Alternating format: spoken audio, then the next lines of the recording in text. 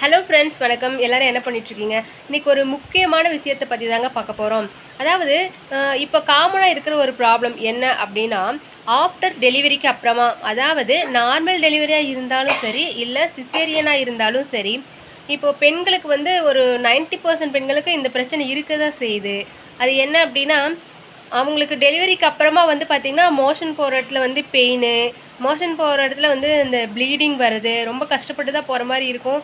ரொம்ப முக்கி போகிற மாதிரி இருந்தாலும் அவங்க வந்து லைட்டான ஃபுட்டு தான் எடுத்துப்பாங்க. இருந்தாலுமே பார்த்திங்கன்னா, மோஷன் போகிறதுக்கு ரொம்ப கஷ்டப்படுவாங்க. போனதுக்கப்புறமும் அவங்க வந்து வலி, கொஞ்சம் எரிச்சல் அந்த மாதிரி பிரச்சனையெல்லாம் இருக்கும். இது வந்துட்டு அதுக்கு வந்ததுக்கு அப்புறமா போயிட்டு அதுக்கான ஆயின்மெண்ட், மெடிசன் அப்படின்னு சொல்லி பார்க்குறத விட, வரக்கு முன்னாடியே வந்து இதை வந்து எந்த மாதிரி பண்ணால் இந்த பிரச்சனைகள்லேருந்து கொஞ்சம் தப்பிக்கலாம் அப்படிங்கிறத தான் பார்க்க போகிறோம். இப்போ ரீசெண்டாக நம்ம ரிலேஷன் ஒருத்தவங்க கேட்டிருந்தாங்க. அவங்களுக்கு இந்த மாதிரி ப்ராப்ளம் அதனால் கேட்டிருந்தாங்க.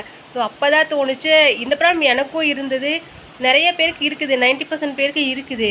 இதுக்கான சொல்யூஷன் வந்துட்டு கண்டிப்பாக சொல்லணும் அப்படின்னு சொல்லி தோணுச்சு. ஸோ எனக்கு எங்கள் பாட்டி இவங்க என்ன சொன்னாங்களோ அதைத்தான் வந்துட்டு உங்களுக்கு நான் சொல்ல போகிறேன்.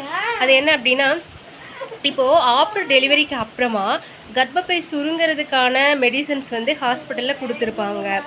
ஆமாங்க, நம்ம வயிறு பார்த்திங்கன்னா ரொம்ப பெருசாகவே இருக்கும். கர்ப்பப்பை வந்து ஆக்சுவலாக வந்து ரொம்ப விரிவடைஞ்சு தான் அந்த குழந்தைய தாங்குது. ஸோ ஆஃப்டர் டெலிவரிக்கு அப்புறமா உடனேலாம் வந்து கர்ப்பப்பை வந்துட்டு பழைய நிலைமைக்கு வந்துடாது. நம்ம கைப்பிடி அளவு இருக்கிற கர்ப்பப்பை வந்து ஒரு குழந்தைய தாங்குற அளவுக்கு வந்து கொஞ்சம் பெருசாகி வளர்ந்து ஸ்ட்ராங் ஆகுது இல்லையா? ஆஃப்டர் டெலிவரிக்கு அப்புறம் உடனேயெல்லாம் வந்து கர்ப்பப்பை வந்து அதனோட பழைய நிலைமைக்கு வந்துடாது.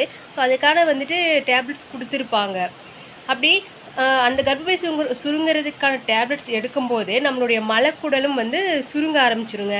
ஆமாம், மலக்குடலும் சுருங்க ஆரம்பிச்சிடும். அதனால தான் வந்து இவங்க வந்து லைட் ஃபுட் எடுத்துக்கிட்டாலும் கூட மோஷன் போகிறதுக்கே ரொம்ப கஷ்டப்படுவாங்க.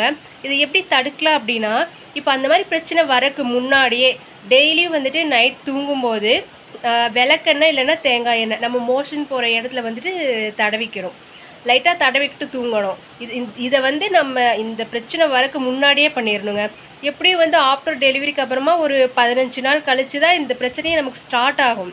அப்போ தான் நமக்கு தெரியும், என்னடா இது நம்ம லைட் ஃபுட்டு தான் எடுத்திருக்கோம், ஆனால் ஏன் இந்த மாதிரி ப்ராப்ளம் வருது அப்படின்னு சொல்லிட்டு இருக்கோம். அப்புறம் சிசேரியன் பண்ணவங்கலாம் பார்த்திங்கன்னா, அவங்க அதிகமாக வந்து எந்திரிச்சு நடக்கவோ வேலை செய்யவோ மாட்டாங்க. மேக்ஸிமம் பார்த்திங்கன்னா பெட்டில் தான் இருப்பாங்க.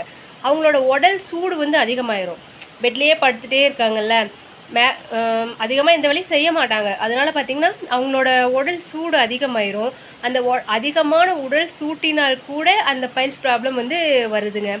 ஆமாம், அந்த மாதிரி பிரச்சனையும் வருது. ஆக்சுவலாக நார்மல் டெலிவரியை விட சிசேரியன் பண்ணவங்களுக்கு வந்து இது அதிகமாகவே இருக்குது. அவங்களுக்கு சிசேரியன் பண்ணிவிட்டு ஓரளவு வலி கம்மியாக குழந்தை பெற்று எடுத்துடுறாங்க. ஆனால் இந்த பைல்ஸ் ப்ராப்ளம் வந்துட்டால் அதுக்கு குழந்தை பெக்கிற வழியே பரவாயில்லையே அப்படின்னு சொல்கிற அளவுக்கு கஷ்டப்படுவாங்க. அதனால தான் சொல்கிறேன், ஃபஸ்ட் டே வந்துட்டு டே 5 or 6ல் எப்படியும் வீட்டுக்கு அனுப்பிடுவாங்க இல்லையா? அதுக்கப்புறம் டெய்லி நைட் தூங்கும்போது சும்மா ஒரு ஸ்பூன் தேங்காய் எண்ணெயோ இல்லை விளக்கெண்ணையோ எடுத்துகிட்டு நம்ம மோஷன் போகிற இடத்துல அப்ளை பண்ணிக்கணும். அப்படி பண்ணுறதுனால நமக்கு அந்த பிரச்சனையிலேருந்து தடுக்க முடியும். உடல் சூடு அதிகமாகிறது தடுக்கும். அந்த மலைக்குடலில் வந்து ப்ளீடிங் வருது, அந்த மோஷன் போகும்போது பெயின் ஆகுது, ஒரு மாதிரி முள்ளு மாதிரி குத்தும்.